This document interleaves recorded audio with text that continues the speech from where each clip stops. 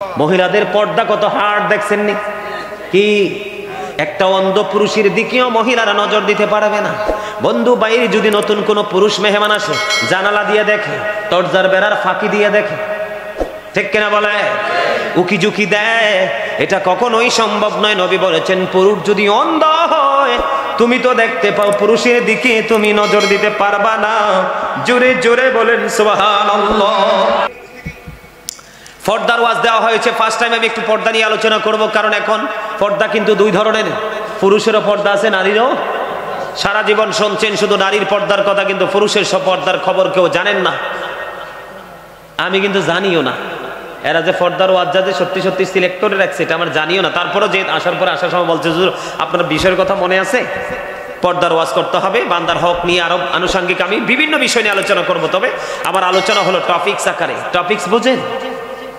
ছোট্ট ছোট্ট কোট আকারে, ছোট্ট ছোট্ট করে, লম্বা কোনো আলোচনা আমি করবো না। চমক চমক কথাগুলো বলবো, গুরুত্বপূর্ণ হার্ড যে বিষয়গুলো সেগুলো আপনাদের সামনে তুলে ধরবো। কারণ অনেক বেশি কথা বললে মূল কথাগুলো হারিয়ে যাবে ব্রেইন থেকে, ঠিক কিনা বলেন? এই জন্য আমি আজকে শুরুটা করব কি দিয়ে? পুরুষের পর্দা দিয়ে। কি দিয়ে? তারপরে আমি নারীর মা বোনদের পর্দার কাছে যাব।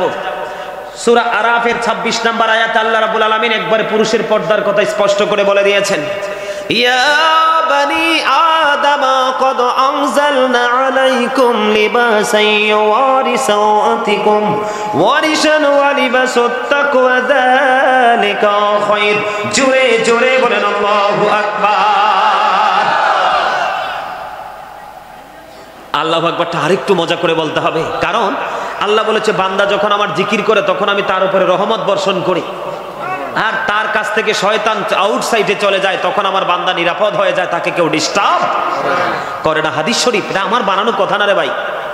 এই জন্য আওয়াজ দিতে, যত জোরে আওয়াজ দিবেন শয়তান তত দূরে চলে যাবে। কথা কি বোঝেন?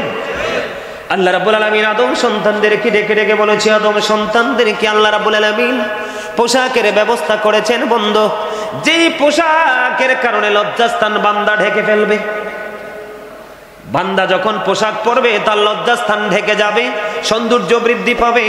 তবে সবচেয়ে বড় পোশাক, সবচেয়ে বড় কথা হলো আয়াতের শেষের দিকটা, লিবাসুত তাকওয়া যালিকা খায়র।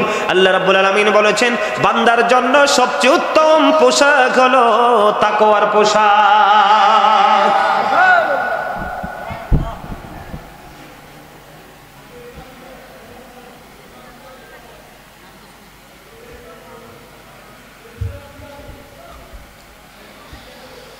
আমার কথা কি বুঝতেছেন আপনারা? আল্লাহর কাছে সবচেয়ে উত্তম পোশাক কোনটা? তাকওয়ার পোশাক। তাকওয়া মানে কি? আল্লাহকে ভয় করা। আল্লাহ বলেছেন, ইত্তাকুল্লাহ ইউ ফিয়ার মি, তোমরা আমাকে ভয় করো। কি করো? কথা বলেন না কেন? তোমরা আমাকে কি করো? তোমরা আমাকে ভয় করো। আল্লাহ রাব্বুল আলামিন বলে দিয়েছেন বন্ধু, আল্লাহ বলেছেন লিবাসুত তাকওয়া যালিকা খায়র। আল্লাহর কাছে সবচেয়ে উত্তম পোশাক হলো তাকওয়ার পোশাক। বন্ধু, পুরুষের পর্দা অত্যন্ত চমৎকার ভাবে আল্লাহ রাব্বুল আলামিন ওয়াজ করতেছেন সূরা আরাফে। আল্লাহ রাব্বুল আলামিন বলতেছেন, পুরুষের পর্দাটা হবে কেমন? তুমি লুঙ্গি বলো, প্যান্ট বলো, পায়জামা পরো, ট্রাউজার বলো, যেটাই পরো বন্ধু, উপর দিয়ে থাকতে হবে নাভি বরাবর অথবা নাভির উপরে, নিচের দিক দিয়ে থাকতে হবে টাকনোর উপরে। বলেছেন কে? আরো জোরে। বন্ধুরে আমার, এটা হলো পুরুষের জন্য ফরজ পোশাক। উপর দিয়ে থাকবে কোথায়? নাভির উপরে অথবা বরাবর।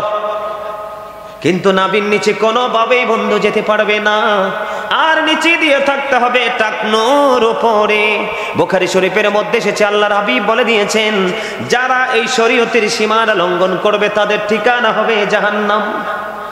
এখন আপনারা বন্ধু এখানে আসার কারণ হলো, কারণ শুধু নারীদের পর্দার কথা আমার আল্লাহ বলেনি, পুরুষের পর্দার কথাও আমার আল্লাহ বলে দিয়েছেন। আল্লাহ রাসূল বলেছেন, হাদিস শরীফের মধ্যে এসেছে, কাল কিয়ামতের দিন 3 শ্রেণীর মানুষের জন্য কোনো দয়া নাই, কোনো মায়া নাই, তাদের জন্য কোনো ক্ষমা নাই।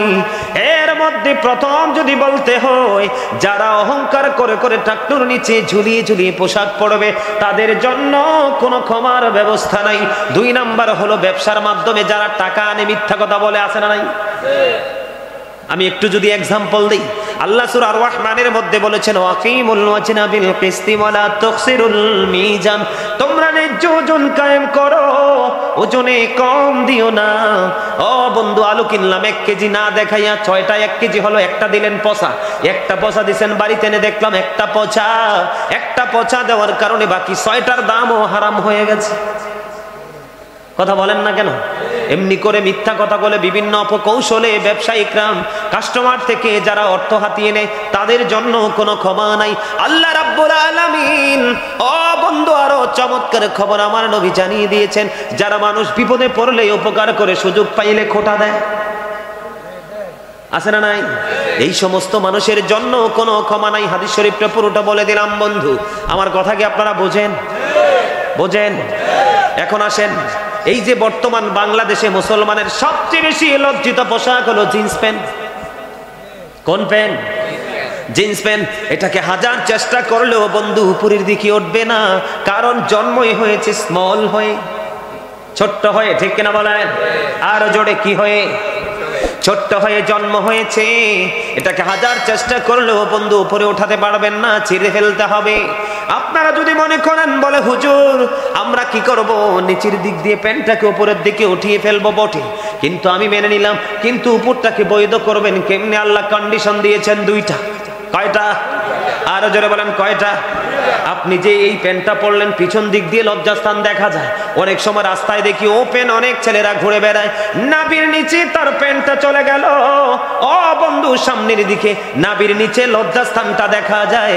একদিকে আপনি লজ্জাস্থান দেখিয়ে রাখলেন, অপরাধ করলেন। যিনি আপনার দিকে নজর দিচ্ছে তিনি অপরাধী হয়ে যাচ্ছে, কারণ জিনাল আইনুন নজরু, চোখের জিনা হলো দেখা। আপনিও পাপী, আরেকজনকেও পাপী বানাচ্ছেন। কি করতেছেন? কারণ চোখে যখন কোনো মানুষ নোংরামি দেখে, এই নোংরামি তার কলবে এসে বাসা বাঁধে। নোংরামি যখন কলবে এসে বাসা বাঁধে, তখনই তার নফসের নোংরামি শুরু হয়ে যায়। কথা বলেন না কেন? আমার কথা বোঝেন আপনারা? বন্ধুরে আমার, এই জন্য আমি আপনাদেরকে বলতে চাই, পুরুষের পোশাক হাদিস শরীফের মধ্যে এসেছে। আল্লাহর হাবিব সরকারে মদিনা তিনি মসজিদের মধ্যে অবস্থান করতেছেন, হঠাৎ করে একজন মুসল্লি এসে নামাজের নিয়ত করে ফেললো। আল্লাহর হাবিব দেখলেন তার সুরত, দেখে বললেন তুমি ওযু করে আসো। তিনি ওযু করতে গেলেন, নামাজ ভেঙ্গে তিনি ওযু করে এসে আবার বন্ধু নামাজের নিয়ত করে ফেললো। আমার নবী আবার বললেন তুমি ওযু করে এসো। 2 বার হয়ে গেল। আবার যখন বন্ধু তিনি ওযু করে আসলেন, আমার নবী বললেন তুমি ওযু করে এসো। এবার আমার নবীকে প্রশ্ন করা হলো, ইয়া রাসূলুল্লাহ, ইয়া হাবিবাল্লাহ, নবী গো, বারবার কেন বলছেন তাকে ওযু করার জন্য? ইয়া রাসূলুল্লাহ, আমার নবী বলেছেন মুসলমানের নামাজের জন্য পোশাকের একটা নির্দিষ্ট গণ্ডি আছে, নির্দিষ্ট একটা সীমানা আছে। সে তার পোশাকের সীমানা লঙ্ঘন করেছে। কি করেছে? সীমা লঙ্ঘন করেছে। কিয়ামত পর্যন্ত নামাজ পড়তে পারবে, আল্লাহর দরবারে নামাজ কবুল হবে না। জোরে জোরে বলেন না নাউজুবিল্লাহ। আরে দেখুন জায়গা শাহরাস্তি পরানপুরের মানুষ, যুবকের দল, তোমরা ম্যাক্সিমামই যুবক, তোমাদেরকে হাত জোর করে আমি অনুরোধ করে যাচ্ছি, এই শাহরাস্তি পরানপুরের যুবক, তোমরা সবাই হৃদয় খুলে তোমরা সবাই শোনো, এটা বড় ভয়ঙ্কর অন্যায়। তুমি নিজের উপর নিজে জুলুম করতেছো, নিজের উপর তুমি নিজে অত্যাচার করতেছো, সেটার জন্য সাজা কিন্তু তোমাকে ভোগ করতে হবে। কারণ তুমি যদি উপরে যদি টুপি তুমি না পরো, তোমার নামাজ কিন্তু বাতিল হবে না, কিন্তু নাভির নিচ থেকে সীমানা যদি ঠিক না থাকে, তোমার নামাজ কখনোই গ্রান্টেড, গ্রহণযোগ্য হবে না।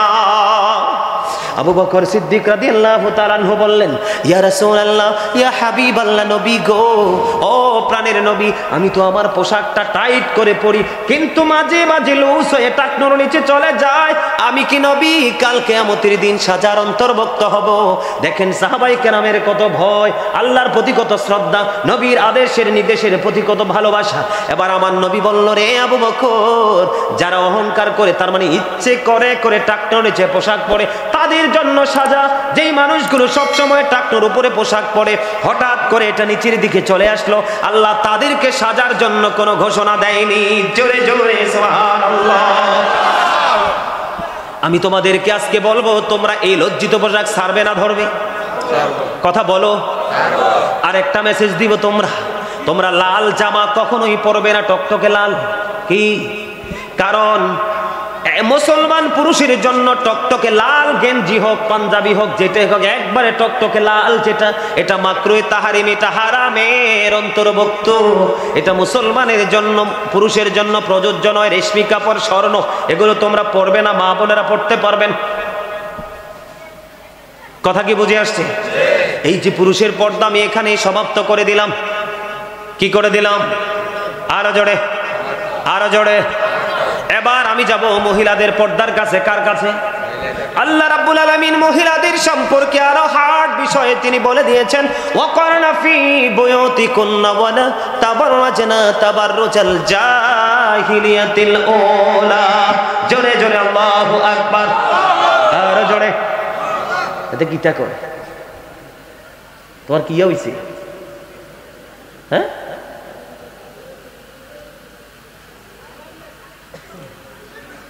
আল্লাহ রাব্বুল আলামিন নারীদেরকে বলেছে তোমরা ঘরে অবস্থান করো। কি করো? ঘরে থাকো। তোমাদের রূপ অন্য বেগানা পুরুষকে দেখাও না, ওই জাহিলি যুগের নারীদের মতো। তাহলে মহিলাদের কোথায় থাকতে হবে? আরে না, শুধু ঘরে থাকলে কেউ নেবো, আর হাতে পায়ে ফানি নামবো, মারা যাবে মেয়ে অসুস্থ হয়ে। বের হতে পারবে, তবে পর্দা করে বের হতে পারবে। এখনকার নারীরা যেভাবে উলঙ্গ চলাফেরা করে, এভাবে চলার কোনো ইখতিয়ার নাই। বন্ধুরে আমার, হযরত উম্মে সালমা রাদিয়াল্লাহু তাআলা আনহা থেকে হাদিস খানা বর্ণিত। আমার নবী, আপনার নবী সরকার মদিনা, তিনি বলে দিয়েছেন বন্ধু, মাইমুনা সহ নবীর দরবারে উপস্থিত ছিলেন। তখন উম্মে মাকতুমের পুত্র আব্দুল্লাহ নবীর দরবারের দিকে আসতেছেন। কিন্তু উম্মে মাকতুমের পুত্র আব্দুল্লাহ ছিল অন্ধ, কানা। কি কথা বুঝিনি বা যুবক? পর্দা কাকে বলে, মহিলারা পর্দা কেমন করে করবে সেটা বুঝতে হবে। এই জন্য বলেছি, মানুষের আসল সত্তা তার দেহ নয়, আসল সত্তা হলো তার আত্মা। তোমার অন্তর যদি ওয়াজের দিকে থাকে তাহলেই তুমি সাকসেস।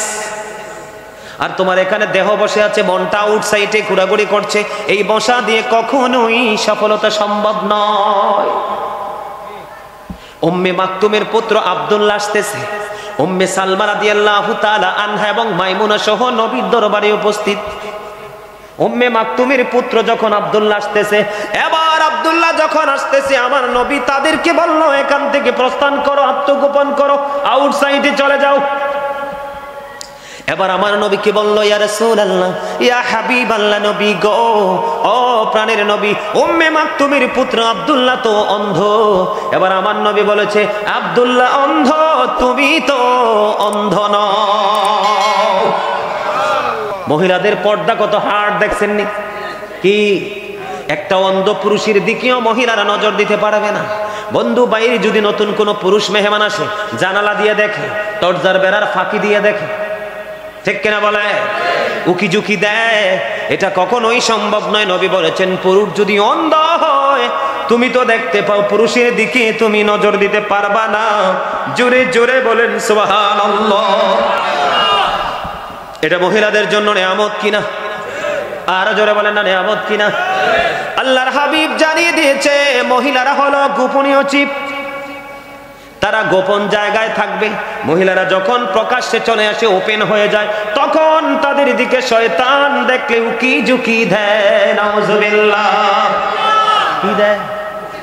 উকি ঝুঁকি দেয়। বন্ধু, এখন বর্তমান যুগে কিছু মহিলা আছে পুরুষের মতো চলাচল করে, আছে না নাই?